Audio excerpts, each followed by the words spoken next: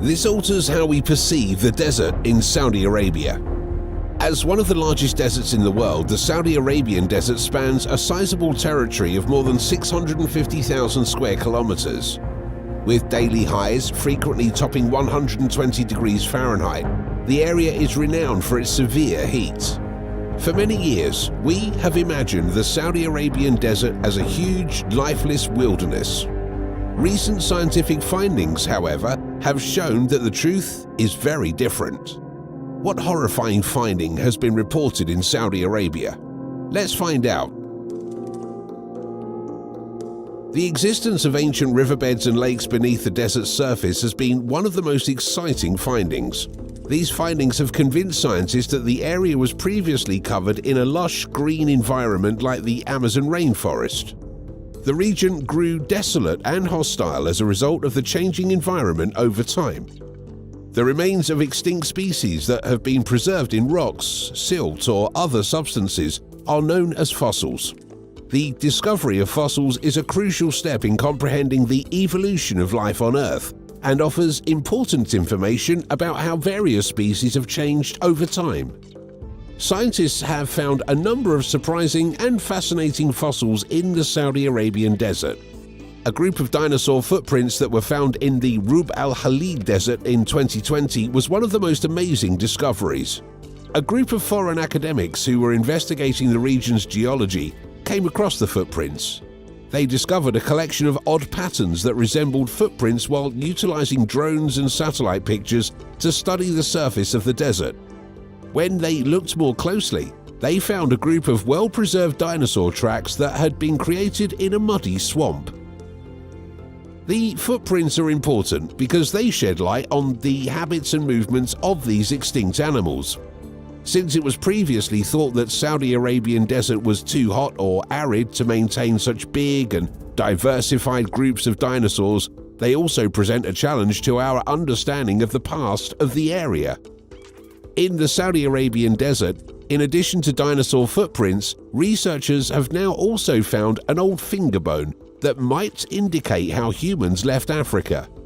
This could rewrite a crucial chapter in the history of humanity concerning the origin and global dispersal of our species in Africa. The bone is among the earliest examples of modern humans existing outside of Africa. Its discoverers contend that we now need to rejuvenate our beliefs on when and how modern people first left their African birthplace.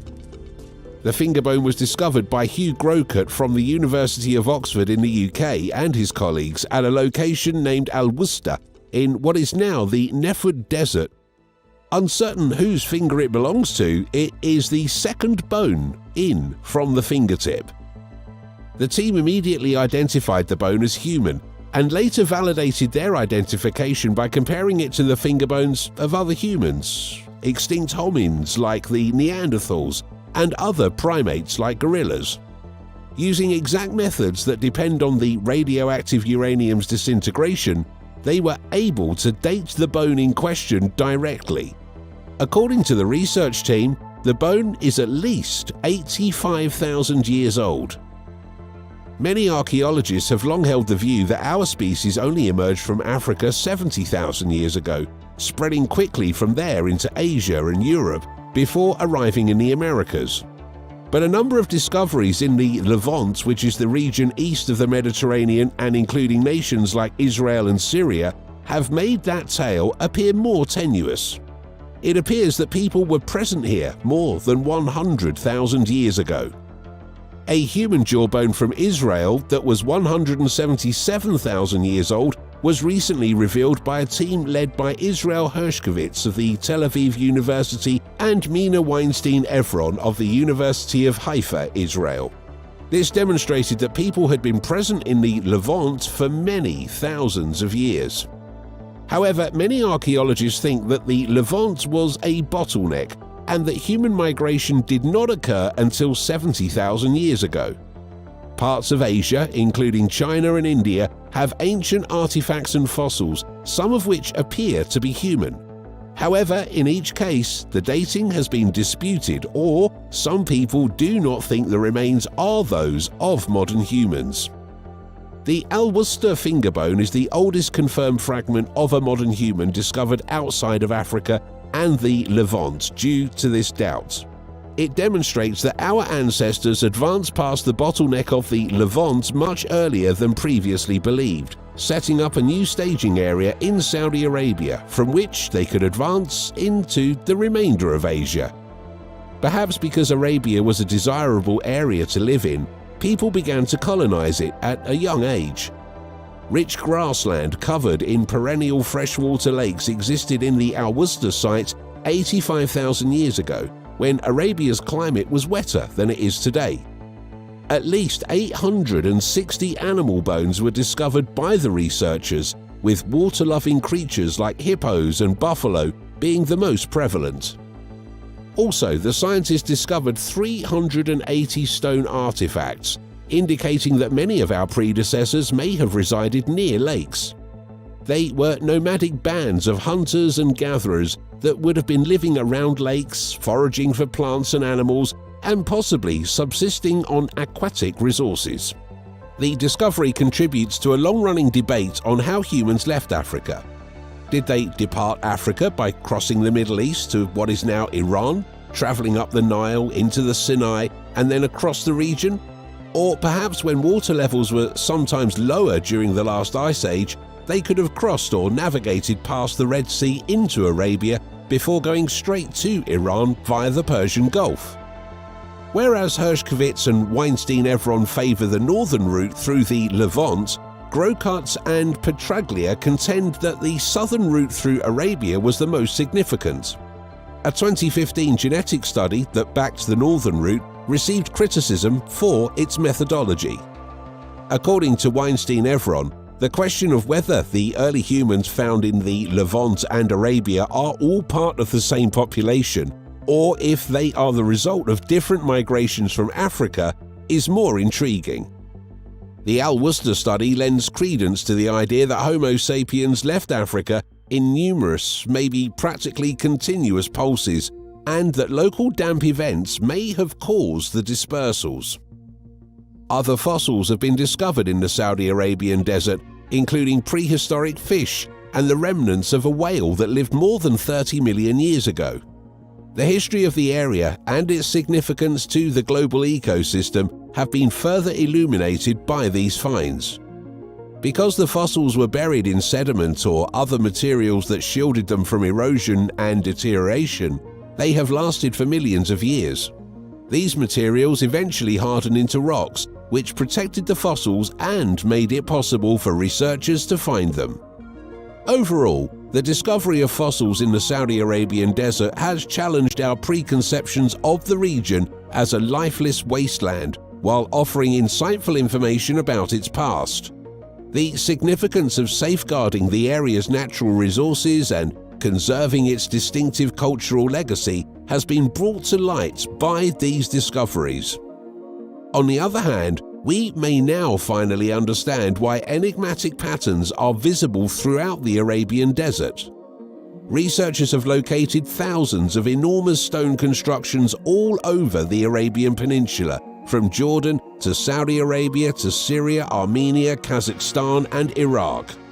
British Air Force pilots initially noted the V-shaped arrangements in the 1920s, and for more than a century, specialists have argued over their purpose. New satellite photographs and drone surveys in Saudi Arabia's Uwayrai Desert have confirmed a widely held belief. These ancient stone designs, sometimes known as desert kites, are currently being studied by archaeologists who believe that they were most likely mass hunting traps. Recently discovered in Uwayrai are dozens of previously undiscovered desert kites, all of which appear to have been constructed with a familiar purpose in mind. The V-shapes indicate various things, such as a hole, a sudden cliff, and an enclosure. All three patterns imply that wild animal herds were formerly herded into desert kites and flown to their demise or imprisonment. Although more research is required to determine exactly what animals were being herded into the recently discovered traps, the fact that they have been found in various regions of the Arabian Peninsula implies that this was a common and successful survival tactic. Archaeologists have discovered thousands of more stone buildings and hundreds of stone kites further south, for instance. As opposed to those in the Uwari Desert, desert kites farther south are typically more intricate and focused. They occasionally mix several V-shapes. Because of their propensity to appear in sandy areas that would have formerly supported seasonal grasslands, archaeologists have previously claimed that these buildings were utilized as hunting traps. The vegetation most likely supported migratory goats, gazelles, and other herding animals. Several prehistoric rock art depictions from this period also show the employment of kite-like devices to funnel animals. One of the earliest attempts at domestication discovered anywhere on the globe may have been made using some kites based on the way they were built. Another recent study on desert kites notes that it is not unusual to find a variety of kites in one area. Some of these kites have end openings to pits, while others have end openings to enclosures. It's possible that kites and open kites were in use at the same time, establishing related but distinct hunting strategies. The development of one technique may have paved the way for the other over time, with primitive types of proto-kites preceding the more developed and standardized varieties of desert kites. To discern between these two alternatives, more study is required. Neolithic societies' picture may eventually shed light on how early humans first started hunting and domesticating animals. Perhaps the first step in our species' ability to breed and raise wild herds as our own was getting up close and personal with them. Yet not all of these desert kites' components are necessarily useful. In even bigger stone constructions called mustatils, which can extend for kilometers, some kites have been discovered embedded. A block pattern of mustatils, the Arabic word for rectangle, resembles a gate when viewed from above. Archaeologists have recently discovered several hundred mustatils in the Arabian desert, but they are still unsure of their purpose. In spite of the possibility that they served as religious or ceremonial structures for animal sacrifices or feasts, their connection to desert kites raises the possibility that they were also employed for water storage or animal corralling. These stone constructions must have been extremely useful or prized for whatever purpose they served. They encircle the area, and preliminary dating efforts indicate that they have been present on the Arabian Peninsula for a very long time. Although Saudi Arabia's desert kites have been well known for years, the scientific community has paid them surprisingly little attention. The ball is finally starting to move after years of archaeologists advocating for further investigation into the remains of these ancient societies.